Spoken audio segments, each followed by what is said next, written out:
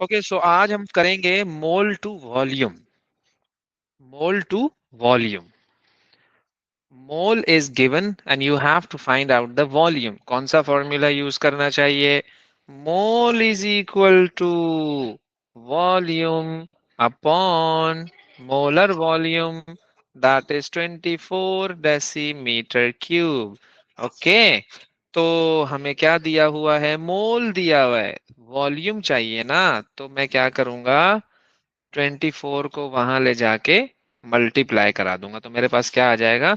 Volume आ जाएगा। सही है? ओके, तो कितना मोल है? 1 मल्टीप्लाइड बाय 24। आंसर क्या आया? 24 मोल आ गया। सॉरी, वॉल्यूम आ गया ना, तो आंसर आएगा डीएम क्यूब में। इसी तरह से कितना मोल है? 0.1 मल्टीप्लाइड बाय 24। क्या आंसर आया? 2.4। फिर से वॉल्यूम आ गया।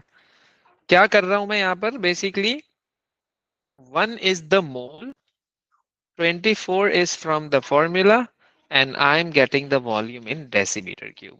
Okay, same goes for this one.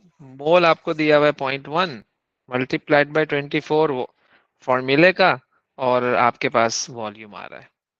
तो मोल को आप क्या करोगे? मल्टीप्लाई करा दोगे 24 से।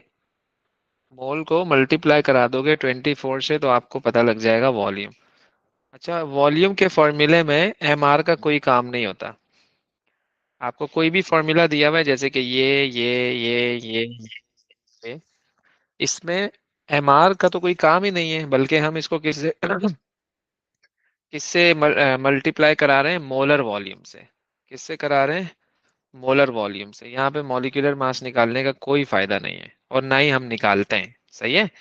अब इसी तरह से 0.5 मल्टीप्लाइड बाई 24, ये आपके पास फिर से वॉल्यूम आ गया इन डेसीमीटर क्यूब। इसमें 2 मोल है, मल्टीप्लाइड बाई 24, ये आपके पास 48 डेसीमीटर क्यूब वॉल्यूम आंसर आ गया। इसी तरह से 0.12 मल्टीप्लाइड बाई 24, फिर से डेसीमीटर क्यूब में आंसर आ गया। इसमें कितना मोल दिया हुआ है? 3.4 मल्टीप्लाइड बाई 24 करोगे तो फिर से डेसीमीटर क्यूब में वॉल्यूम आ जाएगा।